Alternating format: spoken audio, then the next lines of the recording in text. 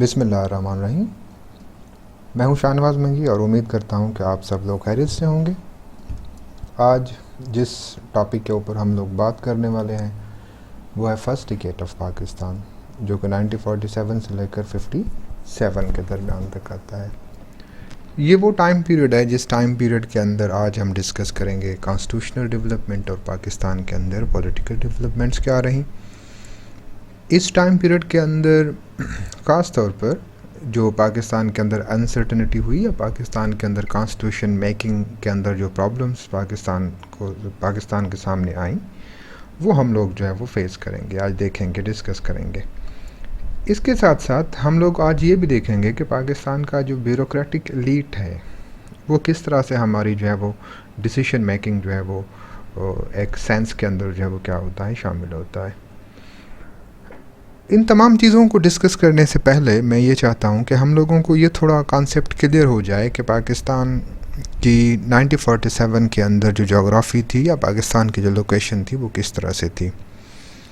पाकिस्तान के जब मैप को आप देखेंगे जो 47 से लेकर 71 तक रहा, तो वो पाकिस्तान दो हिस्सों के अंदर हम टेरिटरी वाइज जो है वो डिवाइडेड थे।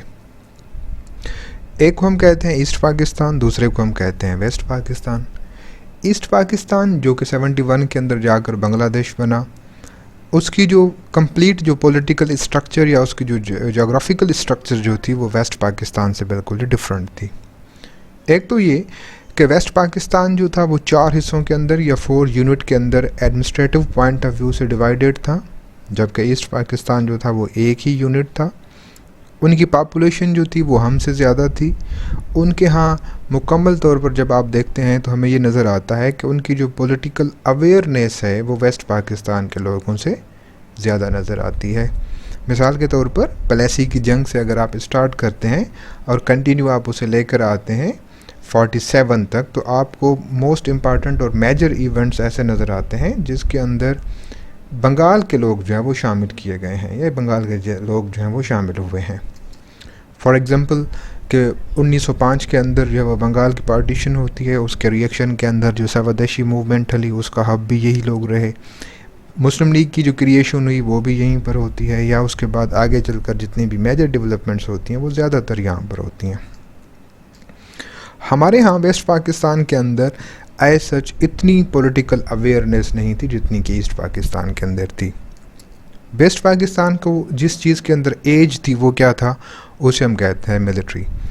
हमारा जो प्रोविंस है पंजाब, उसके अंदर ज़्यादातर जो लोगों की जो पार्टिसिपेशन है वो रही है बरतानिया की आर्मी के अंदर, ब्रिटिश आर्मी के अंदर। यानी कि अगर आप वार ऑफ इंडिपेंडेंस से भी अगर हम पहले चले जाते हैं तो रंजीत सिंह के साथ जितनी भी बरतानिया की जंगें हुई हैं उनमें ज़्यादातर इन्हीं लोगों ने पार्टिसिपेट किया है। जो ज़्यादातर लोग जो हैं वो लोग हैं जो कि आपको पंजाब के अंदर भी साल्ट रेंज के जो 3 डिस्ट्रिक्ट्स हैं यहाँ पर आपको नज़र आती हैं।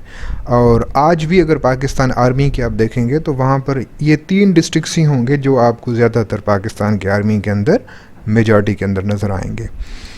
फिर एक दूसरा रीज़न ये भी था इन लोगों को आर्मी के अंदर जो है वो रिक्रूट करने का कि अफ़गान के साथ जितनी भी जंगें हुई, एंग्लो अफ़गान वार के अंदर भी इन्हीं लोगों की पार्टिसिपेशन रही। जंग अज़ीम अव्वल हो या जंग अज़ीम दोम हो, उनके अंदर भी पंजाब के लोगों ने बहुत बड़ी तादाद के अंदर पार्टिसिपेट किया। तो लिहाजा एक चीज़ ये सामने हमारी आ गई कि वेस्ट पाकिस्तान के अंदर ख़ुसूसन पंजाब जो है उसे मिलिट्री एक्सपीरियंस था, जबकि ईस्ट पाकिस्तान को सियासी एक्सपीरियंस था। अब यहाँ से आपको जो चीज़ नज़र आता है, बेंट ऑफ माइंड जो नज़र आता है वो ये आता है कि ईस्ट पाकिस्तान के लोग जो हैं वो डेमोक्रेटिक बेंट ऑफ माइंड के हैं, जबकि वेस्ट पाकिस्तान के अंदर अथॉरिटेटिव बेंट ऑफ माइंड आपको नज़र आता है। दूसरा, इस मैप के अंदर आप ये भी देख सकते हैं कि हमारी दोनों विंग्स जो हैं वो एक दूसरे से लगभग जो है वो 2204 किलोमीटर के जो है वो फासले के ऊपर थी। बहुत सारे किताब जो हैं आपको 1800 किलोमीटर भी बताते हैं, 1900 भी होता है, तकरीबन 2100 भी यूज़ किया गया है। ज़्यादातर जो मेजॉरिटी आपको नज़र आती है वो 2204 के ऊपर नज़र आती है। अब यही वो डिस्टेंस है जो आगे चलकर जब हम 71 का फॉल ऑफ ढाका पढ़ते हैं तो उसके अंदर आपको ये नज़र आता है कि इंडिया किस तरह से जो है वो ईस्ट पाकिस्तान को एक्सप्लॉइट करता है। अब ये वो डिस्टेंस है जो मेजर कॉज बनता है हमारी डिफीट का। अब हम लोग आ जाते हैं वो उन मसाइल के ऊपर, पहले हम मसाइल को देख लेते हैं कि कौन कौन से इश्यूज़ थे जिसके ऊपर हम लोगों को आइन बनाना था, और उसके बाद हम लोग इस चीज़ के ऊपर आ जाते हैं कि हम लोगों ने आइन बनाने के लिए क्या क्या इक़दाम किए। यहाँ पर सबसे पहले आपको नज़र आता है फेडरलिज़म। एक ये प्रॉब्लम है, मेजर प्रॉब्लम कहा जाता है कि फेडरलिज़म पाकिस्तान की कॉन्स्टिट्यूशन मेकिंग के अंदर बड़ा प्रॉब्लम था। पहले तो हमें ये भी समझना चाहिए कि फेडरलिज़म जो है वो बजाते ख़ुद ये जो टर्म है ये है क्या। पॉलिटिकल साइंस के अंदर हम लोग इसे कहते हैं कि इट इज़ अ मिक्स्ड और कंबाइंड मोड ऑफ गवर्नमेंट, जो कंबाइन करता है general government with regional governments in a single political system. एक ऐसा निज़ाम जिसके अंदर आप एक जनरल हुकूमत को रीजनल या प्रोविंशनल हुकूमत के साथ क्या करते हैं, मिक्सअप करके आप एक नया पॉलिटिकल सिस्टम बनाते हैं। तो ऐसे निज़ाम हुकूमत को आप फेडरलिज़म कहते हैं। ये ख़ास तौर पर जंग अज़ीम दोम के बाद जो है वो फेडरलिज़म का कॉन्सेप्ट पूरी दुनिया के अंदर जो है वो फेमस हुआ है। उसकी एक रीज़न जो मुझे समझ में आती है वो ये भी आती है कि फेडरलिज़म, क्योंकि सेकेंड वर्ल्ड वार के बाद हमारा नेशन स्टेट का कॉन्सेप्ट जो है वो भी बहुत ज़्यादा मकबूल होने शुरू हो जाता है। नेशन स्टेट का कॉन्सेप्ट आप लोगों को बिल्कुल क्लियर होगा कि नेशन स्टेट एक ऐसी रियासत को हम कहते हैं जिसके अंदर आप जो है वो एक बाउंड्री बना देते हैं, फिर आप ये कहते हैं कि उसके अंदर जितने भी लोग हैं वो तमाम के तमाम एक कौम है। फिर आप ये नहीं देखते कि उनका कल्चर, उनकी हिस्ट्री वो क्या है। तो बहरहाल नेशन स्टेट के अंदर आप लोग क्या करते हैं, जब आपका नेशन स्टेट का कॉन्सेप्ट होता है तो फेडरलिज़म के थ्रू आप क्या करते हैं, एक flexible form of the government आप बना देते हैं, जिसके अंदर फिर जो छोटे छोटे यूनिट्स होते हैं उन तमाम को आप क्या कर देते हैं, अथॉरिटी दे देते हैं। अच्छा, इसमें फेडरलिज़म के साथ साथ एक दूसरा जो हमारा प्रॉब्लम था वो ये भी था कि डिवीजन ऑफ पावर्स कैसे होगी। मिसाल के तौर पर अगर भाई आप एक तो फेडरलिज़म आप बना देते हैं, दोनों विंग्स को आप इक्वल करते हैं, फिर वेस्ट विंग के अंदर आपके 4 प्रोविंस हैं, फिर उसे आप इक्वल रिप्रेजेंटेशन देते हैं, तो फिर सवाल ये होता है कि आपके जो पावर्स की डिवीजन है वो किस तरह से होगी, कि भाई आप सूबों को क्या अख्तियारात देंगे, आपका जो वफाक होगा उसके पास क्या अख्तियारात होगी। हमारा जो हेरिटेज है उसके अंदर आपको 2 डिफरेंट डायरेक्शंस नज़र आती हैं। एक डायरेक्शन तो आपको ये नज़र आता है कि हमें जो विरसे के अंदर हुकूमत मिली उसके अंदर मुकम्मल तौर पर आपको क्या मिलता है, स्ट्रॉन्ग सेंटर का कॉन्सेप्ट मिलता है। स्ट्रॉन्ग सेंटर से मेरी मुराद ये है कि जहाँ पर यूनाइटेड इंडिया के अंदर एक वाइसराय हुआ करता था जो मुकम्मल आल इन आल हुआ करता था और बहुत ही ज़्यादा एब्सल्यूट क्या कहते हैं कि पावर्स को वो इंजॉय करता था, तो लिहाजा वहाँ पर क्या थी, स्ट्रॉन्ग आपका सेंटर हो जाता है। ऑल इंडिया मुस्लिम लीग की 1906 के बाद की आप जितनी भी पॉलिटिक्स देखेंगे 1906 के बाद ज़्यादातर आपको वो 2 चीज़ों के इर्द गिर्द घूमती है। नंबर 1, उनका एक मैनिफेस्टो ये है कि भाई to protect the right of Indian Muslims. Number 2, to work for the sovereignty of provinces या प्रोविजनल ऑटोनॉमी आप जिसे कहते हैं, इसके इर्द गिर्द घूमती है।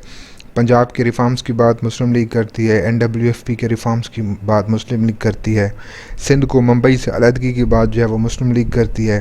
तो लिहाजा ये पूरी की पूरी इनकी, यानी कि आप अगर मोहम्मद अली जिन्ना के 14 पॉइंट्स देखें उसके अंदर ये तमाम चीज़ें आपको नज़र आती हैं। उसके बाद आप अगर लखनऊ पैक्ट उससे पहले का देखें तो उसमें आपको यही चीज़ें नज़र आती हैं। अल्लामा इकबाल का एड्रेस देखें तो आपको यही चीज़ नज़र आती है।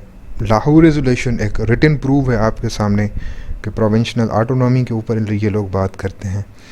तो लिहाजा जब पाकिस्तान बना तो पाकिस्तान को जो स्टेट जो चाह रहा था वो चाह रहा था स्ट्रॉन्ग सेंटर चाह रहा था। क्यों स्ट्रॉन्ग सेंटर चाह रहा था? क्योंकि उस टाइम जो हमारा कानून था, जो इंटीरियम कॉन्स्टिट्यूशन था, वो था गवर्नमेंट ऑफ इंडियन एक्ट जो है वो 1935 का एक्ट है, उसको आप क्या करते हैं, फॉलो करते हैं। तो लिहाजा उसके अंदर आपको स्ट्रॉन्ग सेंटर का कॉन्सेप्ट मिलता है।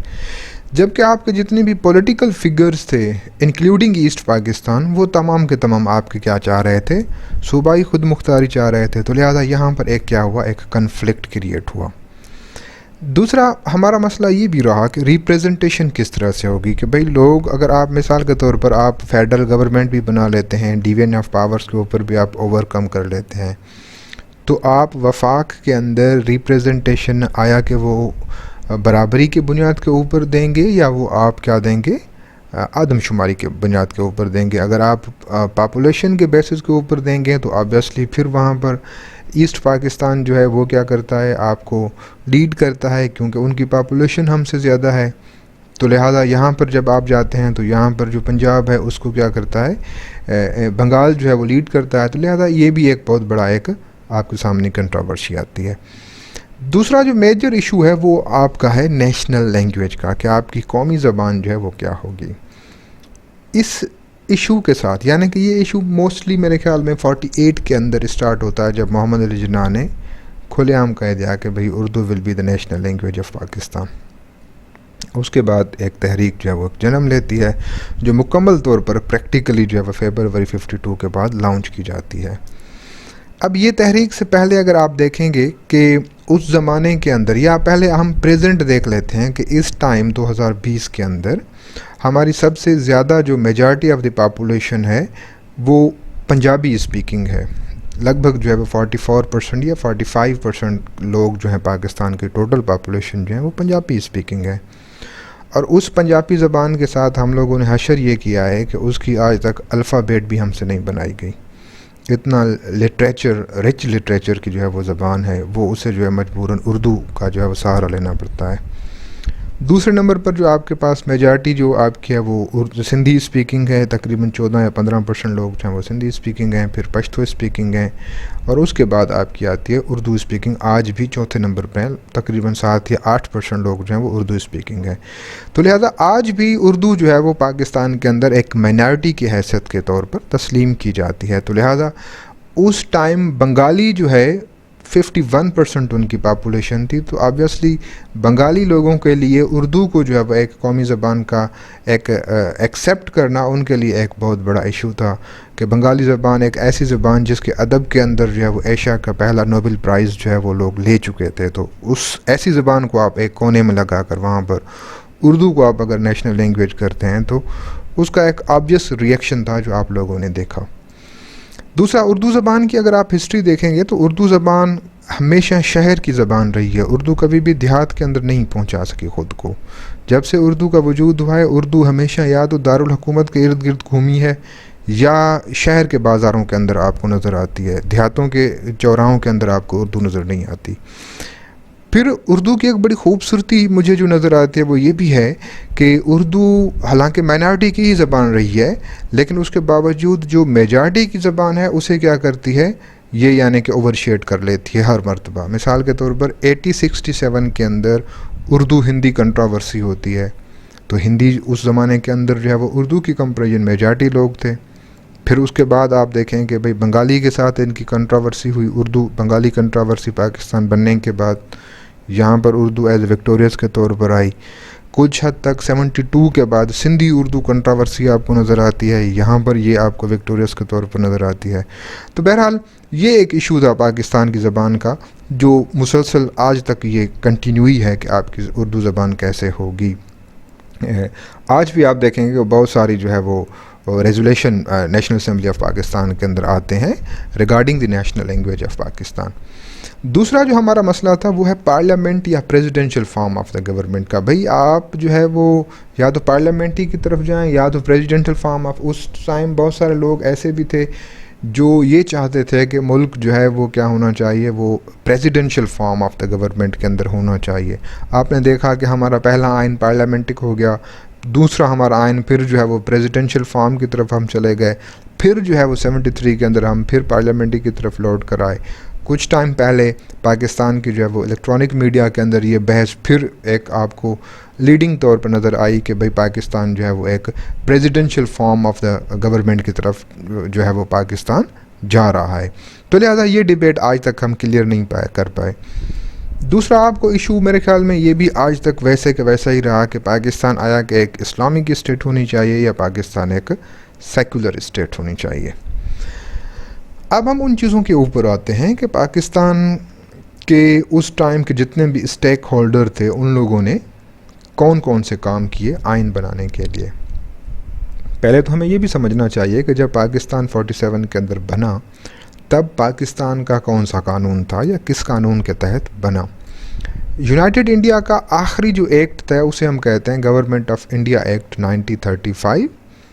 उसका एक मॉडिफाइड वर्जन आपको नज़र आता है 1947 के अंदर, जिसे हम क्या कहते हैं, इंडियन इंडिपेंडेंस एक्ट कहते हैं। फिर उसके अंदर हमने थोड़ी तब्दीली करके हमने पाकिस्तान का एक अबूरी आइन बना दिया।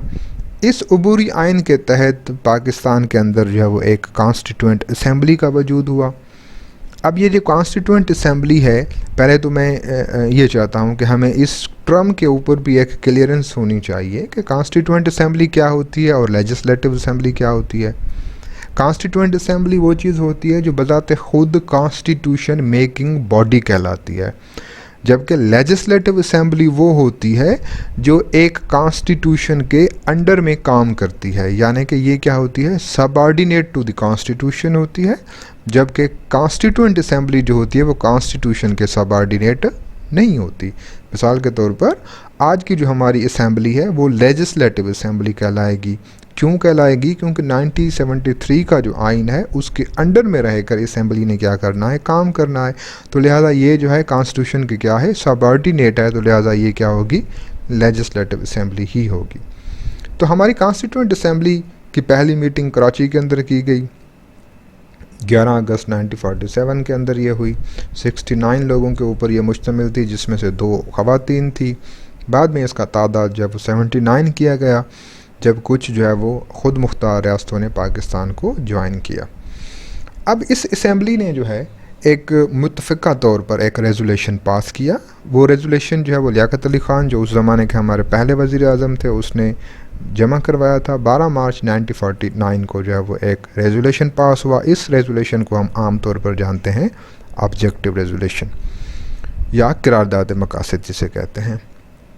अब करारदाद मकासद मेरी नज़र में वो चीज़ है जो कि आपको एक बुनियाद प्रोवाइड करता है, फाउंडेशन प्रोवाइड करता है कि भाई आपका आने वाला जो आइन होगा वो किन किन बेसिस के ऊपर काम करेगा, वो किस तरह से होगा। मिसाल के तौर पर कि आप क्या करते हैं कि हमारे किसी भी यूनिवर्सिटी या कॉलेज के अंदर हम एक टाइम टेबल एक जो है वो प्रेजेंट करते हैं। उस टाइम टेबल के इर्द गिर्द ही आपका पूरा साल जो है वो क्या होता है, वो घूम रहा होता है। तो इसी किस्म का वो जो आपका टाइम टेबल होता है वो आपको बेसिक चीज़ें बता रहा होता है कि भाई किस क्लास के अंदर कितने सब्जेक्ट्स होंगे, किस टीचर को किस किस क्लासेस के अंदर जाना होगा। तो ये आप क्या करते हैं, अगर टाइम टेबल को किसी भी कॉलेज या यूनिवर्सिटी से स्किप कर दें तो ये बहुत ही मुश्किल हो जाता है उस एकेडमिक इंस्टीट्यूट के लिए पूरा साल जो है वो चलना। तो लिहाजा जो आपकी ऑब्जेक्टिव रेजोल्यूशन है वो मेरे नज़दीक उस टाइम टेबल की तरह ही है, जो आपको एक फाउंडेशन देता है कि भाई आपका जो आने वाला जो आइन होगा वो किस पैटर्न के ऊपर आप बनाएंगे। इसके अंदर आपको 9 या 10 बेसिक चीज़ें नज़र आती हैं जो यहाँ पर मैंने मेंशन नहीं की। वो आपको किसी भी गूगल या किसी भी साइट के ऊपर मिल जाती हैं, किसी भी आम जो हैंड बुक होते हैं उसके अंदर भी आपको नज़र आती हैं। तो लिहाजा इस वजह से मैंने यहाँ पर उन्हें मेंशन नहीं किया। उसमें इस किस्म की चीज़ें थी कि भाई पाकिस्तान की सॉवरेंटी जो है वो अल्लाह की तरफ से होगी, पाकिस्तान जो है एक इस्लामिक स्टेट के तौर पर काम करेगा, पाकिस्तान के अंदर एक वफाकी निज़ामी हुकूमत होगी, पाकिस्तान के अंदर माइनॉरिटी राइट्स जो है वो प्रोटेक्ट किए जाएंगे। इस किस्म की चीज़ें जो हैं वो वहाँ पर मेंशन की गई। अब हम आ जाते हैं ऑब्जेक्शंस के ऊपर कि भाई जब ये करारदाद मंजूर किया गया उससे पहले जब डिबेट हुई तो उसके अंदर जो है वो कांग्रेस की तरफ से बहुत बड़ी इसके ऊपर तनकीद की गई। अब कांग्रेस भाई पाकिस्तान बनने के बाद कहाँ से आ गई? कांग्रेस जो थी वो पाकिस्तान बनने के बाद it was a second leading party in Sindh as well as central assembly. Sindh assembly के अंदर भी और सेंट्रल असेंबली के अंदर भी कांग्रेस रही। कुछ सालों के बाद ये क्या हो गई, ख़त्म हो गई। कांग्रेस की तरफ से एक तो भाई पहला जो ऑब्जेक्शन आया वो ये आया कि भाई ऑब्जेक्टिव रेजोल्यूशन के अंदर आपने जो चीज़ें डाली हैं वो मज़हब को सियासत के साथ क्या कर रही है, मिक्सअप कर रही हैं। तो लिहाजा ये मुकम्मल तौर पर जो डेमोक्रेसी की स्पिरिट है उसके क्या हो जाती है, अगेंस्ट में हो जाती है। दूसरा ये कि इस ऑब्जेक्टिव रेजोल्यूशन के अंदर कहा गया था कि सॉवरेंटी जो है वो अल्लाह ताला की होगी, यानी कि सॉवरेंटी बिलोंग्स टू अल्लाह। इसका मकसद क्या है भाई, इक़्तिदार आला का जो मालिक है वो अल्लाह ताला ही है। तो हमें पहले ये समझना होगा कि जो वेस्टर्न मॉडल ऑफ डेमोक्रेसी है उसके अंदर ये होता है कि भाई पीपल आर सॉवरेन, लोग जो हैं वो खुद मुख्तार हैं, लोगों के पास ही तमाम अख्तियारात हैं, लोग जो हैं वो हुकूमत बना भी सकते हैं, लोग हुकूमत गिरा भी सकते हैं। तो लिहाजा यहाँ पर हमारा जो मुसलमानों का जो अकीदा है या हमारा जो यानी कि रिलीजियस जो थाट है वो ऐसा नहीं है। हमारा ये है कि पूरी कायनात अल्लाह ताला के यानी कि हुक्म से चलती है, पूरी कायनात को बनाने वाला अल्लाह ताला है, पूरी कायनात के अंदर इवन जो आपकी हवा है, आपके पत्ते हैं, हर चीज़ के ऊपर जो कंट्रोल है वो मुकम्मल तौर पर अल्लाह ताला का ही है। तो लिहाजा ऑब्जेक्टिव रेजोल्यूशन ने ये कहा कि पाकिस्तान के अंदर जो हेड ऑफ़ द स्टेट होगा वो अल्लाह के नुमाइंदे के तौर पर तो काम कर सकता है, लेकिन वो एज अ सॉवरेन के तौर पर काम नहीं कर सकता। तो यहाँ पर माइनॉरिटी जितने भी एक्टिविस्ट थे उन लोगों ने यानी कि इसके ऊपर क्या की, बहुत तनकीद की। उन लोगों का जो आर्ग्यूमेंट था वो ये था कि भाई ऐसे अगर आप करेंगे तो पाकिस्तान एक दिन थियोक्रेटिक स्टेट के तौर पर सामने आएगा। तो यहाँ पर एक दूसरी बात मैं ऐड करना मुनासिब समझता हूँ कि उस टाइम के हमारे जो लॉ मिनिस्टर थे, बल्कि हमारे पहले लॉ मिनिस्टर जो थे वो जोगिंदर नाथ मंडेल थे। जोगिंदर नाथ मंडेल जो हैं वो एक हिंदू दलित थे। अगर आप पहले चले जाएं पाकिस्तान यूनाइटेड इंडिया की, अगर आप लास्ट जो जॉइंट गवर्नमेंट बनी जवाहरलाल नेहरू के अंडर में, तो उसके अंदर मुस्लिम लीग ने जो एक हिंदू को रिप्रेजेंटेशन के तौर पर, रिप्रेजेंटेटिव के तौर पर भेजा वो जोगिंदर नाथ मंडेल ही था। हालांकि जोगिंदर नाथ मंडेल जो है वो मुस्लिम लीगी बिल्कुल ही नहीं थे। उसे जो भेजा गया वो उसके नतीजे में भेजा गया जब कांग्रेस ने अबुल कलाम आज़ाद को जो है वो एज ए मुस्लिम रिप्रेजेंटेटिव के तौर पर भेजा वहाँ पर। तो लिहाजा जोगिंदर नाथ मंडेल पाकिस्तान बनने के बाद जो है वो पाकिस्तान यानी कि पाकिस्तान को उसने ज्वाइन किया, फिर जो है वो मोहम्मद अली जिन्ना के बहुत ही ज़्यादा क्लोज़ रहे। इस तरह से वो पाकिस्तान के लॉ मिनिस्टर भी रहे। पाकिस्तान की कॉमनवेल्थ जो है वो उसकी चार्ज जो है वो भी उनके पास रही। पाकिस्तान के अंदर लेबर मिनिस्ट्री की चार्ज जो है वो भी उनके पास रही। लेकिन जब ऑब्जेक्टिव रेजोल्यूशन आता है तो ऑब्जेक्टिव रेजोल्यूशन के कुछ टाइम के बाद अक्टूबर 1950 के अंदर वो क्या करते हैं, वो इस्तीफ़ा दे देते हैं लॉ मिनिस्ट्री से। और उनके जो एतराज़ हैं वो लगभग इसी किस्म के एतराज़ आपको नज़र आते हैं जो कि इन ऑब्जेक्शन के अंदर मैंने यहाँ पर मेंशन किए हैं। तो लिहाजा वो यहाँ से पाकिस्तान से चले गए और फिर हिंदुस्तान को उन लोगों ने जाकर ज्वाइन किया। 1967 के अंदर उनकी डेथ हुई। 67 तक यानी कि वो एक महाजर पनाहगीर कैंप के अंदर रहे। कसम पुरसी की हालत उसने वहाँ पर गुजारी। बहरहाल तो ये हमारा यानी कि ऑब्जेक्टिव रेजोल्यूशन और उनके ऊपर ये ऑब्जेक्शंस थे। अब हम आते हैं कि ये जो ऑब्जेक्टिव रेजोल्यूशन था उसे एक फाइनली एक प्रैक्टिकली यानी कि एक ड्राफ्ट के तौर पर बनाने के लिए एक कमेटी तश्कील दी गई। उस कमेटी के अंदर जो भी अरकान थे, बाद में ये अरकान का तादाद भी बढ़ाया गया। उस कमेटी को हम कहते हैं बेसिक प्रिंसिपल कमेटी। इस कमेटी ने 2 रिपोर्ट्स पेश की। पहली रिपोर्ट्स जो है वो 28 सितंबर 1950 को आई। इसके अंदर भी आपको बहुत सारी चीज़ें नज़र आती हैं, लेकिन मैंने यहाँ पर सिर्फ 2 चंद ही मेंशंस की हैं। उसमें नंबर पहला ये होगा कि इस रिपोर्ट के अंदर ये बताया गया कि पाकिस्तान एक फेडरल स्टेट होगा और पाकिस्तान की पार्लियामेंट जो होगी वो क्या होगी, आपकी बाई कैमरल होगी। बाई कैमरल का मतलब ये होगा कि आपकी पार्लियामेंट जो है वो डिवाइडेड 2 ऐवानों के अंदर होगी। एक को आप क्या कहते हैं अपर हाउस, दूसरे को आप लोअर हाउस। अपर हाउस को हम कहते हैं हाउस ऑफ यूनिट, जबकि लोअर हाउस को हम कहते हैं हाउस ऑफ पीपल कहते हैं। आज की जो आप पाकिस्तान की पार्लियामेंट की स्ट्रक्चर देखें तो वो बिल्कुल ऐसे ही नज़र आती है। एक को आप सेनेट कहते हैं, दूसरे को आप नेशनल असेंबली कहते हैं। सेनेट की जो रिप्रेजेंटेशन होती है वो किस चीज़ के ऊपर होती है, इक्वलिटी बेसिस के ऊपर होती है, जबकि नेशनल असेंबली की जो रिप्रेजेंटेशन होती है वो किस चीज़ के ऊपर होती है, पॉपुलेशन के बेसिस के ऊपर होती है। पहली रिपोर्ट के अंदर और मौजूदा पार्लियामेंट के अंदर एक फ़र्क है कि मौजूदा पार्लियामेंट के अंदर दोनों ऐवानों के पावर्स जो हैं वो अलग अलग हैं, डिफरेंट हैं, जबकि इस रिपोर्ट के अंदर ये बताया गया कि दोनों ऐवानों के जो पावर्स हैं वो क्या होंगे, इक्वल होंगे। तो ये एक मेजर फ़र्क है। दूसरा ये कि इस रिपोर्ट के अंदर कहीं पर ये नहीं बताया गया कि हमारी जो कौमी ज़बान है वो कौन सी होगी।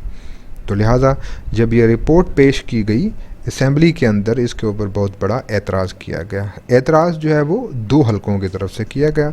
एक हल्के हैं हमारे रिलीजियस ग्रुप्स, जितने भी हमारे मौलवी हजरात हैं, मौलवी हजरात ने ये एतराज़ किया कि भाई इस रिपोर्ट के अंदर आपने इस्लामाइजेशन या इस्लामिक प्रिंसिपल्स का कहीं पर आपने ज़िक्र तक नहीं किया, तो लिहाजा ये हमें एक्सेप्ट नहीं है।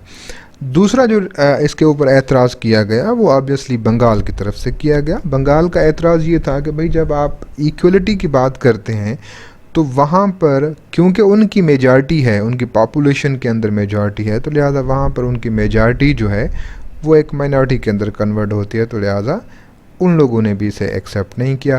तो लिहाजा इन दोनों चीज़ों को सामने रखते हुए लियाकत अली ख़ान ने इसे क्या कर दिया, रिजेक्ट कर दिया। अब इसने एक दूसरी रिपोर्ट पेश की जो 22 दिसंबर 1952 को असम्बली के अंदर पेश की गई। इसमें यह कहा गया कि भाई जो आपका अपर हाउस होगा वो 120 लोगों के ऊपर मुश्तमिल होगा, जिसमें से 60 लोग जो हैं वो बंगाल से होंगे, 60 लोग जो हैं वो वेस्ट पाकिस्तान से होंगे। 400 लोगों के ऊपर आपकी लोअर हाउस जो है वो मुश्तमिल होगा, जिसमें से 200 लोग जो हैं वो दोनों विंग से आएंगे।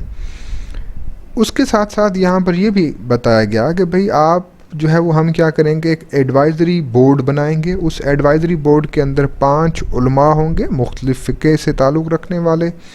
फिर जो हम आइन बनाएंगे या जो भी कवानीन बनाए जाएंगे उन तमाम को ये स्कॉलर्स जो हैं वो क्या करेंगे, रेक्टिफाई करेंगे, फिर वो हमारे आइन का हिस्सा बनेगी। एक मरतबा फिर यहाँ पर जो है वो किसी भी कौमी ज़बान का ज़िक्र नहीं किया गया। इस मरतबा इसके ऊपर जो एतराज़ किया गया वो ना तो मौलवी हजरात ने किया ना ही बंगालियों ने किया, लेकिन यहाँ पर जो एतराज़ किया गया वो पंजाब की तरफ से किया गया, क्योंकि पंजाब का एतराज़ भी एक हिसाब से वैलिड था। वो इस सेंस के अंदर कि भाई जब आप अपर हाउस के अंदर 60 सीटें जो हैं वो क्या करते हैं, वेस्ट पाकिस्तान को देते हैं, तो डेफिनेटली उसे आप फर्दर डिवाइड करते हैं 4 हिस्सों के अंदर, सिंध, केपी और बलूचिस्तान और पंजाब के अंदर 4 हिस्सों के अंदर डिवाइड करते हैं। तो जब दूसरे तीनों की कंपेरिजन पंजाब की मेजॉरिटी है तो यहाँ पर अगेन क्या होती है, फिर पंजाब के साथ नाइंसाफ़ी हो रही है, तो लिहाजा पंजाब ने इसे क्या किया, एक्सेप्ट करने से माजरत कर ली। अब इस कंडीशन के अंदर क्या हुआ, इस कंडीशन के अंदर ये चीज़ हुई कि हमारे जो दूसरे वज़ीर आज़म हैं ख्वाजा नाज़िमुद्दीन साहब, ख्वाजा नाज़िमुद्दीन की जो है वो गवर्नमेंट क्या कर दी गई, ख़त्म कर दी गई। और उसकी गवर्नमेंट जो ख़त्म की गई वो गवर्नर जनरल ऑफ़ पाकिस्तान जो उस ज़माने के अंदर मलिक ग़ुलाम मोहम्मद साहब हुआ करते थे, उसने ये गवर्नमेंट ख़त्म की अप्रैल के अंदर, और उसकी जगह पर जो है वो मोहम्मद अली बोगरा जो है वो अपॉइंट किया गया। यहाँ पर माजरत के साथ मैंने एक चौधरी मोहम्मद अली बोगरा लिखा है, ये चौधरी मोहम्मद अली नहीं है, ये मोहम्मद अली बोगरा ही है सिर्फ। मोहम्मद अली बोगरा एक बंगाली मुसलमान थे। अब यहाँ पर जो मोहम्मद अली बोगरा साहब की जो appointment as a prime minister of Pakistan है, ये मुस्लिम लीग ने बहुत बड़ा इसके ऊपर एतराज़ किया। क्यों एतराज़ किया? क्योंकि मोहम्मद अली बोगरा जो है एक पॉलिटिशियन नहीं थे, he was a bureaucrat. United states के अंदर पाकिस्तान के एम्बेसडर के तौर पर ये काम करते थे। बेसिकली इनकी जो नेशनलिटी थी वो भी अमेरिकन नेशनलिटी ही थी इनकी, लेकिन ये बाय बर्थ एक बंगाली थे। तो इस वजह से इसकी जो अपॉइंटमेंट जो मुझे समझ में आती है वो ये नज़र आती है कि ख्वाजा नाज़िमुद्दीन क्योंकि एक बंगाली थे, जब इस वजह से आप बंगाली एक वज़ीर आज़म को आप क्या करते हैं, रिमूव करते हैं, तो आप जो है वो बंगालियों के अंदर एहसास महरूमी को कुछ हद तक कम करने के लिए आप एक दूसरा बंगाली ही वहाँ पर अपॉइंट करते हैं। दूसरा इसकी जो एज था वो ये था कि एक पॉलिटिशियन नहीं थे। मेरे ख्याल में गवर्नर जनरल ये चाहते थे कि एक कमज़ोर आदमी जो है वो वज़ीर आज़म की हैसियत के साथ उनके साथ काम करे, क्योंकि जब एक पॉलिटिकल वर्कर को आप अपॉइंट करते हैं तो उसका जो पॉलिटिकल बैकअप होता है वो उसे स्ट्रांग बना देता है।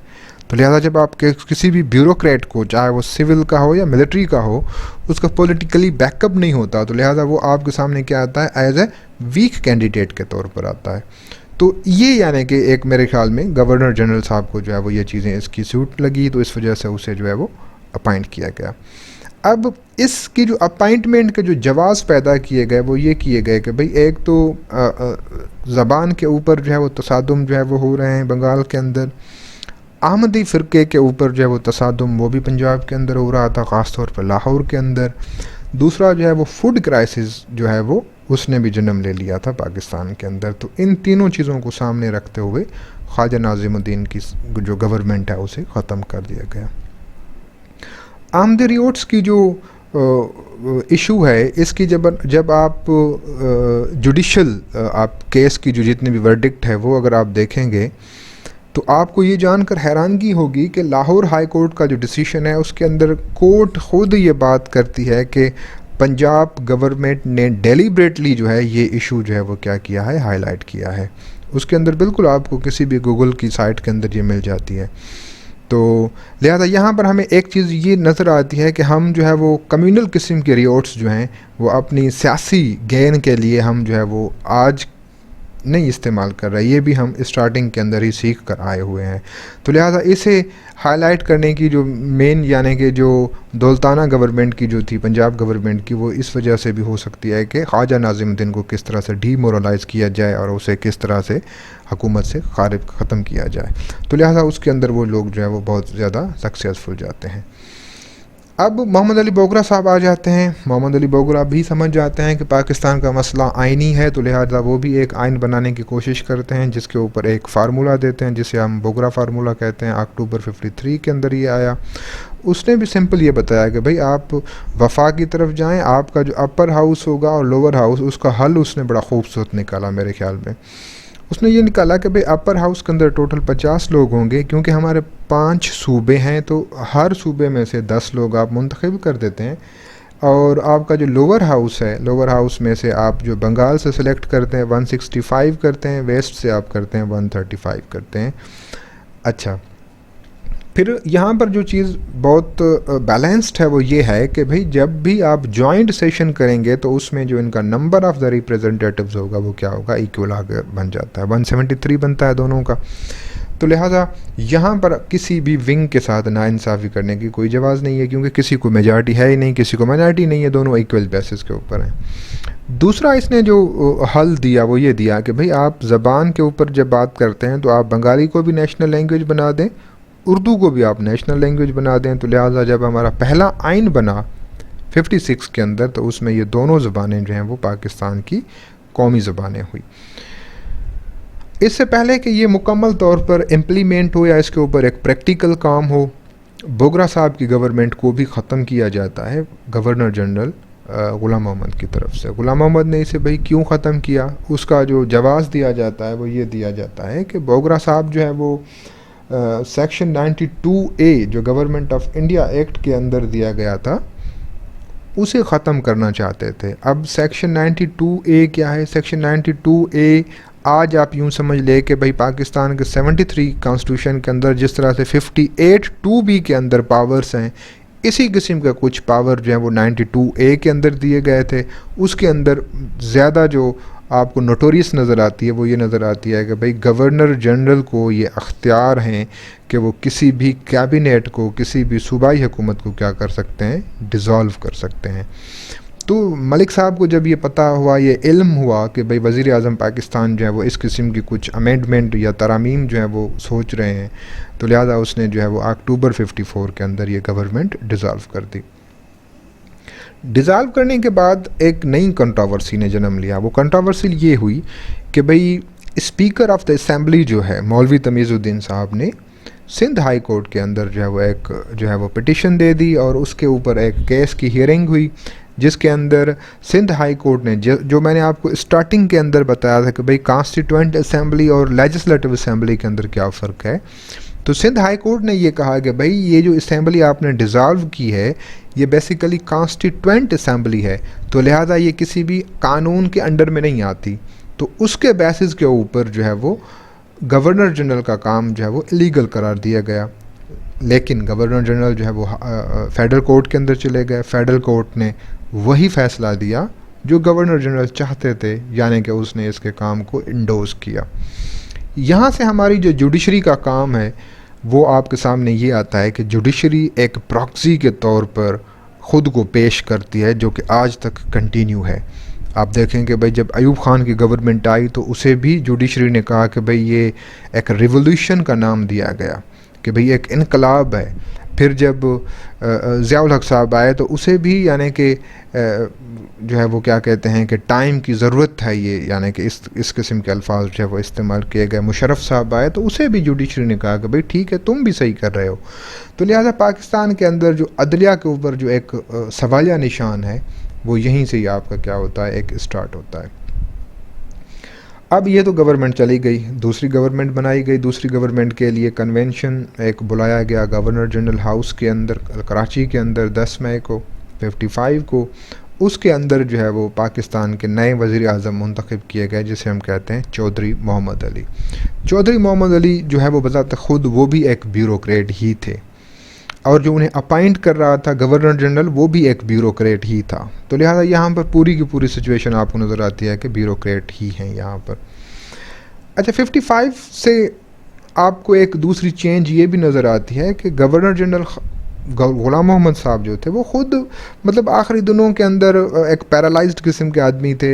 आधी उसकी बॉडी काम नहीं करती थी, बेड के ऊपर पड़े रहते थे, और वहीं से जो आधा उसका जिस्म काम करता था, उस आधे जिस्म से भी वो इतनी कंट्रोवर्सीज़ पाकिस्तान के अंदर, इतनी एक्सप्लॉयटेशन, पॉलिटिकल इंजीनियरिंग को उसने जो है वो एक आर्ट के तौर पर पेश किया। बहरहाल उसकी यहाँ पर टाइम पीरियड ख़त्म हो जाता है, उसे रिप्लेस किया जाता है इस्कंदर मिर्ज़ा साहब के तौर पर। इस्कंदर मिर्ज़ा अगेन एक ब्यूरोक्रेट। इस्कंदर मिर्ज़ा जो है वो एक हल ये निकालते हैं कि भाई जो आपके वेस्टर्न 4 सूबे हैं उन चारों को आप मर्ज करके एक क्या कर दें, 1 यूनिट बना दें। अब ये जो 1 यूनिट होगा यही आपका क्या होगा, एक सूबा होगा। तो लिहाजा आप यहाँ पर आपकी जो मुकम्मल डोमिनेंसी जो पंजाब की है वो आपकी बिल्कुल सामने आ जाती है। तो यहाँ पर 55 से लेकर 1970 तक ये रूल पाकिस्तान के अंदर नाफिज रहा, और ये रूल जो है वो LFO जब आया याह्या खान के गवर्नमेंट के अंदर तो तब ये ख़त्म किया जाता है। इस 1 यूनिट के ख़िलाफ़ जिन लोगों ने एहतजाज किया, जिन लोगों ने धरना दिया, वो ज़्यादातर जेल के अंदर ही रहे। सिंध गवर्नमेंट ने इसको अपोज़ किया, उसकी गवर्नमेंट ख़त्म कर दी गई। NWFP ने इसको अपोज़ किया, उसकी गवर्नमेंट ख़त्म कर दी गई। तो लिहाजा ये 1 यूनिट ज़बरदस्ती जो है वो पाकिस्तान के ऊपर नाफिज किया गया। अब चौधरी मोहम्मद अली साहब की जो गवर्नमेंट के अंदर एक बड़ा काम यह हुआ कि पाकिस्तान का पहला आइन जो है वह मुत्तफ़िक़ा तौर पर मंजूर किया गया 23 मार्च 1956 के अंदर। हालांकि इस आइन के अंदर भी आप जब देखेंगे तो आपको बहुत बड़ी फ़्लॉ नज़र आती है कि भाई क्योंकि इस्कंदर मिर्ज़ा गवर्नर जनरल थे और उसे पता था कि जब ये आइन नाफिज होगा तो उसके बाद मुझे ही प्रेसिडेंट बनना है, तो लिहाजा ज़्यादा पावर आपको प्रेसिडेंट के पास नज़र आते हैं। और ये भी कहा जाता है, डॉक्टर जाफ़र ने, सैयद जाफ़र ने जो है वो एक जगह पर यह भी लिखा है कि ये जो पाकिस्तान का पहला आइन है वो किसी भी कॉन्स्टिट्यूएंट असेंबली ने नहीं बनाया था, लेकिन ये एक इसमें लॉ मिनिस्ट्री के जितने भी ब्यूरोक्रेट्स जो काम करते थे, सेशन ऑफिसर या एडिशनल जितने भी आपके सेक्रेटरी लेवल के लोग थे, उन लोगों ने बैठकर ये आपका आइन बनाया था। बहरहाल कैसा भी पाकिस्तान के अंदर जो है वो पहला आइन नाफिज किया जाता है। अब इस पूरे टाइम पीरियड के अंदर हमारे पूरे 10 साल के अंदर जो मेन प्लेयर आपको नज़र आते हैं वो ये लोग नज़र आते हैं, जिसमें ऊपर आपको 3 पाकिस्तान के गवर्नर जनरल नज़र आते हैं। इसमें चौथा अगर आप मोहम्मद अली जिन्नाह को ऐड करते हैं तो 4 बन जाते हैं ये, और ये नीचे वाले जो हैं वो पाकिस्तान के प्राइम मिनिस्टर्स हैं। इसके अंदर मैंने 2 लोगों को सर्किल किया है, जिसमें आपको मलिक ग़ुलाम मोहम्मद भी नज़र आता है, जनरल इस्कंदर मिर्ज़ा भी नज़र आता है। इनका जो टाइम पीरियड है मेरे ख्याल में पाकिस्तान को इस जगह पर पहुंचाने के अंदर ये दोनों लोग ही ज़्यादा रिस्पॉन्सिबल हैं। अब इस टेबल के अंदर आपको मैंने कुछ 8 टाइम पीरियड जो है वो शो किए हैं। इस पूरी टेबल देने का जो मकसद है मेरा वो ये है कि आया कि ये हमारी पॉलिटिकल इनकॉम्पिटेंसी थी या कुछ और था। यानी कि ज़्यादातर लोगों के अंदर ये होता है कि सियासतदानों ने मुल्क का बेड़ा गर्क किया है, सियासतदान करप्ट हैं, सियासतदान जो है वो ऐसे हैं, सियासतदान ऐसे हैं। नो डाउट उनके अंदर ये तमाम चीज़ें हैं, मैं उन्हें यानी कि सपोर्ट करने की कोशिश नहीं कर रहा, लेकिन जो हमारी रियलिटी है हम कहीं ऐसा तो नहीं उसे भी भूल जाते हैं। रियलिटी जो हमारी है वो ये है कि पाकिस्तान के अंदर जो ज़्यादा अख्तियारात रहे वो या तो आपके गवर्नर जनरल के पास रहे या तो पाकिस्तान के प्रेसिडेंट के पास रहे। यहाँ पर आप पूरा देख लें, इन सब तमाम लोगों के अंदर जितने भी 8 नाम यहाँ पर आपको नज़र आते हैं, ये या तो आपके गवर्नर जनरल हैं या आपके प्रेसिडेंट हैं। इनमें पहले दो को हटा के मोहम्मद अली जिन्ना, ख्वाजा नाज़िमुद्दीन एक नफीस किस्म के बंगाली आदमी थे, लेकिन वो पाकिस्तान की सियासत के अंदर मुकम्मल तौर पर फेल थे। उसके बाद ग़ुलाम मोहम्मद साहब से लेकर कंटिन्यू याह्या ख़ान तक ये सारे के सारे या तो ब्यूरोक्रेट थे या तो ये वो लोग थे जिनका ताल्लुक़ आर्मी से था। पाकिस्तान जब दो हिस्सों के अंदर टूट जाता है तो उसके बाद सिविलियन को जो है वो वहाँ पर एक्सेस मिलती है और वो भी कंट्रोल्ड। अच्छा, यहाँ पर एक दूसरी बात मैं ये भी क्लियर कर देना चाहता हूँ। तो यहाँ पर मैंने एक टर्म यूज़ किया है आर्मी का। तो यहाँ पर आर्मी से मेरी मुराद वो सिपाही कतई नहीं है जो सरहद के ऊपर खड़े होकर अपने मुल्क का दिफा कर रहा है। यहाँ पर मेरी आर्मी की मुराद वो है जो जिनके मफाद जो है वो कौमी मफाद से ज़्यादा उन्हें अजीज़ होते हैं। यहाँ पर मेरी मुराद वो है, और ये ज़्यादातर जो है वो एक लोगों का ही टोला होता है जो आपकी पूरी जो है वो प्लानिंग करते हैं। यहाँ पर आपको एक दूसरी चीज़ ये भी मैं बताता चलूँ कि इस्कंदर मिर्ज़ा पाकिस्तान के लास्ट गवर्नर जनरल और पाकिस्तान के पहले प्रेसिडेंट रहे, और जुल्फ़िकार अली भुट्टो का जो टाइम पीरियड यहाँ पर मैंने मेंशन किया है वो as a president of Pakistan के तौर पर किया है, क्योंकि अगस्त 73 14 के बाद उसने क्या किया है, एज ए वज़ीर आज़म के तौर पर हलफ उठाया है। अब सवाल ये पैदा होता है कि ये ब्यूरोक्रेट कहाँ से आए, कि भाई जब आप की एक इतनी पॉलिटिशियन भी थे उस ज़माने के अंदर, तो एक्सेस ब्यूरोक्रेट्स को किस तरह से मिली। पहले तो हमें ये भी देखना होगा कि 47 से लेकर 52 तक हमारी 9 सूबाई हुकूमत जो है वो क्या की गई, ख़त्म की गई, अनडेमोक्रेटिक एक बुनियाद रखी गई। 6 हमारी जो है वो फेडरल कैबिनेट्स को डिज़ोल्व किया गया लियाकत अली ख़ान से लेकर अयूब ख़ान के दरमियान। अब ये सारी चीज़ें जो थी ये इस वजह से थी क्योंकि मुस्लिम लीग मुकम्मल तौर पर क्या हो चुकी थी, फेल हो चुकी थी। मुस्लिम लीग का किरदार पाकिस्तान बनाने के अंदर तो सबके सामने है, नो डाउट एक ब्रिलियंट किरदार है, लेकिन पाकिस्तान बनाने के बाद जो पाकिस्तान की हालत हुई उसके अंदर भी आप मुस्लिम लीग को ही रिस्पॉन्सिबल ठहरा सकते हैं। वो कैसे? वो ऐसे कि जब पाकिस्तान बना, पाकिस्तान बनने के फ़ौरन बाद इंतखाबात नहीं करवाए गए पाकिस्तान के अंदर। अब जो भी पाकिस्तान की पहली जो कॉन्स्टिट्यूएंट असेंबली थी उसके अंदर वो लोग थे जो 45 या 46 की जनरल इलेक्शन के अंदर जीत कर आए थे, और वो लोग जिनकी कॉन्स्टिट्यूएंसी जो है वो पाकिस्तान के हुदूद के अंदर आती थी, और जिन लोगों ने पाकिस्तान को ज्वाइन किया उन लोगों को एज अ रिप्रेजेंटेटिव के तौर पर लिया गया। अब 46 की इलेक्शन जो है वो एक अलग एंगल के अंदर जाती है, यानी कि उनका मैनिफेस्टो मुस्लिम लीग का जो था वो पाकिस्तान बनाना था। जब पाकिस्तान बन गया तो उसके बाद आपने री इलेक्शन की तरफ जाना था। अब वो नहीं गए।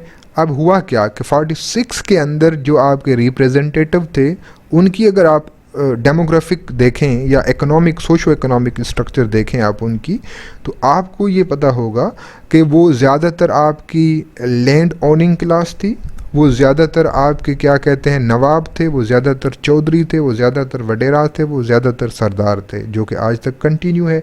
तो लिहाजा उस टाइम के हमारे जितने भी ये लोग हैं, या उससे पहले भी अगर आप मुस्लिम लीग की पूरी स्ट्रगल के अंदर भी देखें तो मुस्लिम लीग के अंदर भी आपको 5 या 10 लोग नज़र आते हैं जो कि इंटरनेशनल लेवल का जिन लोगों को एक्सपीरियंस या एक्सपोजर था। बाकी लोगों को इतना ज़्यादा एक्सपोजर नहीं था कि वो जो है वो पाकिस्तान बनने के बाद जो है वो पाकिस्तान को जो है वो इतनी बुनियादों के ऊपर उठा कर ले जाएं। तो लिहाजा पाकिस्तान को किस चीज़ की ज़रूरत हुई? पाकिस्तान को ज़रूरत हुई ब्यूरोक्रेट्स की ज़रूरत हुई। तो पाकिस्तान मोहम्मद अली जिन्ना साहब ने ख़ुद जो है वो फ्रांसिस मोदी को जो है वो अपॉइंट किया पंजाब का गवर्नर जनरल, और इसी तरह से जो है वो जॉर्ज को जो है अपॉइंट किया गया NWFP का गवर्नर। अब ये दोनों हजरात जो हैं ये ब्रिटिश ब्यूरोक्रेट हैं। इन लोगों ने क्या किया? इन लोगों ने डायरेक्ट जो है वो प्राइम मिनिस्टर ऑफ पाकिस्तान को बाईपास करना शुरू किया। क्यों किया? क्योंकि एग्जीक्यूटिव पावर जो है आपके किसके पास है? गवर्नर जनरल ऑफ पाकिस्तान के पास है। तो लिहाजा यहाँ पर आपका प्राइम मिनिस्टर जो है वो क्या हो जाता है, ओवरशेड किया जाता है, जो कि पार्लियामेंटिक फॉर्म ऑफ द गवर्नमेंट के बिल्कुल उलट हो जाता है।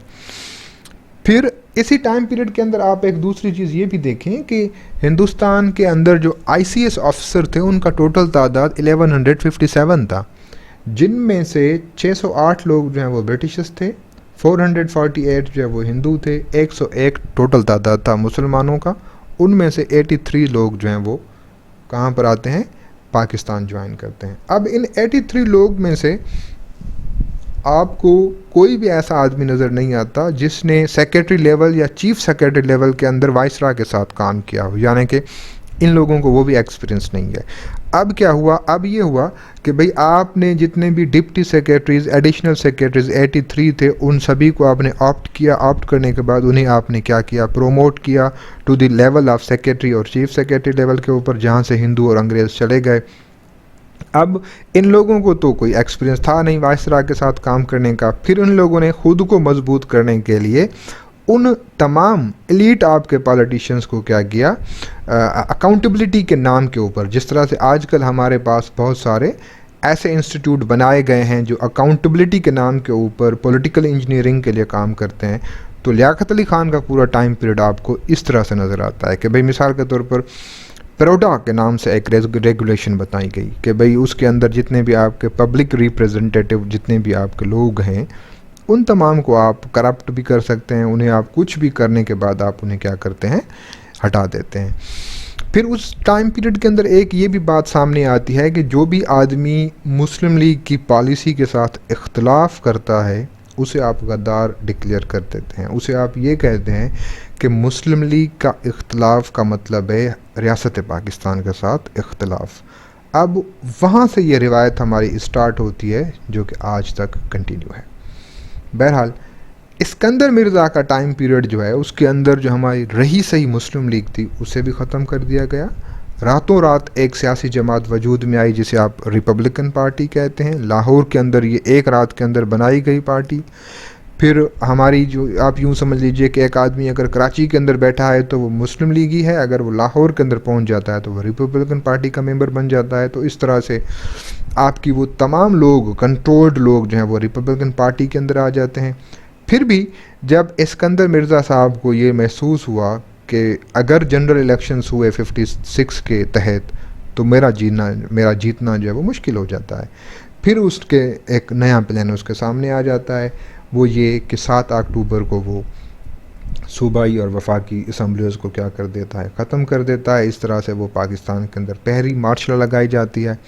लेकिन उसका पार्टनर जो है अयूब ख़ान साहब, उसकी प्लानिंग फिर उलट हो जाती है। उसकी प्लानिंग ये हो जाती है कि 20 दिन के बाद इस्कंदर मिर्ज़ा साहब को कराची से पकड़कर इस्लाम कोयटा भेज दिया जाता है। फिर कोयटा से जब उसे लंदन भेज दिया जाता है जहाँ पर वो सारी ज़िंदगी जो है वो अपनी गुजारते हैं। तो यहाँ से आगाज़ होता है पाकिस्तान के अंदर एक मिलिट्री रूल का। अब हम आते हैं कि भाई जो आपकी जो ब्यूरोक्रेटिक पॉलिसीज़ हैं उनका इफ़ेक्ट क्या हुआ। उनका इफ़ेक्ट एक तो भाई ये हुआ कि भाई आपके पास नेशनलिस्टिक टेंडेंसीज़ आ गई। नेशनलिस्टिक टेंडेंसीज़ कब आती हैं? ये तब आती हैं जब आपका लोगों का फेडरलिज़म के ऊपर एतमाद जब कम होना शुरू हो जाता है तो फिर लोग रीजनलिज़म की तरफ चले जाते हैं। रीजनलिज़म के अंदर आपकी यकीनी तौर पर नेशनलिस्टिक आपकी पॉलिटिक्स होती है। यहाँ पर मैंने एग्जांपल एक दिया है यूनाइटेड फ्रंट का। यूनाइटेड फ्रंट क्या है भाई? यूनाइटेड फ्रंट आप लोग जानते हैं कि ये एक पॉलिटिकल कोलेशन है जिसके अंदर सोहरवर्दी, भाषानी, एक फजल हक साहब जैसे लोग जो है ये मिलकर एक इत्तेहाद बनाते हैं 1953 के अंदर। अब इसकी टाइम पीरियड अगर आप देखेंगे तो ये बड़ा इंटरेस्टिंग टाइम पीरियड है। ये 53 का वो टाइम पीरियड है जब नाज़िमुद्दीन साहब की हुकूमत चली जाती है और बोगरा साहब को मुकम्मल कंट्रोल किया जाता है। तो फिर बंगाल के अंदर यूनाइटेड फ्रंट बनाई जाती है। अब ये यूनाइटेड फ्रंट का इम्पेक्ट क्या होता है? ये इम्पेक्ट होता है कि एक साल के बाद 54 के अंदर जब वहाँ पर इंतखाब होते हैं तो ये यूनाइटेड फ्रंट 309 में से 299 सीट्स जीतती है, जबकि मुस्लिम लीग जो पाकिस्तान को बनाने वाली भी है, जो पाकिस्तान की लीडिंग सियासी जमात भी है, मुश्किल से 10 सीटें जीतने के काबिल रहती है। लिहाजा मुस्लिम लीग का ग्राफ जो बंगाल के अंदर है वो 54 के अंदर ही गिर चुका था। दूसरा इसका इम्पेक्ट ये होता है आपका ब्यूरोक्रेटिक पॉलिसीज़ का, वो ये होता है कि आपका जो पॉलिटिकल सिस्टम मुकम्मल तौर पर क्या कर जाता है, कोलैप्स कर जाता है। क्योंकि ब्यूरोक्रेट्स के पास जो पॉलिसीज़ होती हैं वो टेम्पररी पॉलिसीज़ होती हैं, उन्हें हम कहते हैं डॉक्यूमेंटेड पॉलिसीज़ कहते हैं। वो एक विजन बेस्ड या आइडियल बेस्ड पॉलिसीज़ नहीं होती। तो इस वजह से आपका सिस्टम क्या करता है, कोलैप्स करता है। सिस्टम कोलैप्स करने की एक निशानी ये होती है कि आपके इदारे जो हैं अपने लिमिट्स भूल जाते हैं। इदारों को ये पता नहीं होता कि मेरा काम क्या है, मेरी लिमिट्स कहाँ तक हैं। तो फिर क्या होता है कि जो सबऑर्डिनेट इदारे हैं वो आपके क्या करते हैं, किसी दूसरे इदारे के अंदर या आपसे खुद से हायर इदारे के अंदर इंटरफेरेंस करना शुरू होता है। रिज़ल्ट ये होता है कि आपके अंदर जो अनडेमोक्रेटिक फोर्सेस हैं वो क्या हो जाती हैं, मजबूत होती हैं, जबकि आपकी पार्लियामेंट क्या हो जाती है, वीक हो जाती है। पार्लियामेंट वीक की एक निशानी ये होती है कि आपके मेजर डिसीशंस जो हैं वो क्या होते हैं, आउटसाइड द पार्लियामेंट हों। जब आउटसाइड द पार्लियामेंट आपके मेजर डिसीशंस होते हैं तो फिर मुल्क के अंदर गैर यकीनी की सूरत हाल के अंदर इजाफ़ा होता है।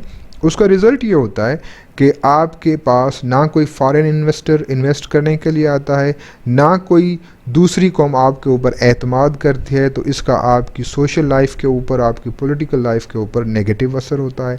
तो लिहाजा फिर ये होता है कि लोगों का एतमाद जो है वो क्या होता है, कम होना शुरू हो जाता है, लोगों की डिस्ट्रस्ट की लेवल इंक्रीज़ होती है। मिसाल के तौर पर आज पाकिस्तान के अंदर लोग जुडिशरी के पास नहीं जाना चाहते, लोग पुलिस के पास नहीं जाना चाहते, लोग सरकारी स्कूलों के अंदर नहीं जाना चाहते, लोग सरकारी हॉस्पिटल के अंदर नहीं जाना चाहते। अब ये तमाम वो इंडिकेटर हैं जो आपको ये बता रही हैं कि लोगों का जो एतमाद है वो क्या है, कम हो रहा है आपकी गवर्नमेंट के ऊपर। अब ये तमाम जो जितनी भी मैंने आज की प्रेजेंटेशन के अंदर रेफरेंसेस दी हैं या जो बातें की हैं, वो ज़्यादातर उसके रेफरेंसेस के अंदर मैंने ये तमाम चीज़ें जो हैं वो रेफ़र की हैं। इनमें बड़ी खूबसूरत एक किताब है, capitalism and colonial production, Hamza Alvi, Pakistan के एक बहुत जाने पहचाना नाम है। उसके अंदर आप ये सारी चीज़ें देख सकते हैं। या हमारी एक दोस्त है अरम तेज, जो कि नेशनल यूनिवर्सिटी ऑफ ऑस्ट्रेलिया के अंदर काम करती है एज असिस्टेंट प्रोफेसर के तौर पर, लेकिन उसने पाकिस्तान की लीड क्लास या रूलिंग क्लास के अंदर बहुत खूबसूरत काम किया है। उसे भी आप रेफ़र कर सकते हैं। आप ये मेरी जितनी भी चीज़ें हैं उनकी आप तस्दीक भी कर सकते हैं। उसके अंदर अगर आप मज़ीद पढ़ना चाहते हैं तो फिर भी आप यहाँ से जा सकते हैं। आज के लिए इतना ही, इंशाल्लाह फिर कभी मिलेंगे हम किसी दूसरे टॉपिक के साथ। तब तक अल्लाह हामी व नासिर।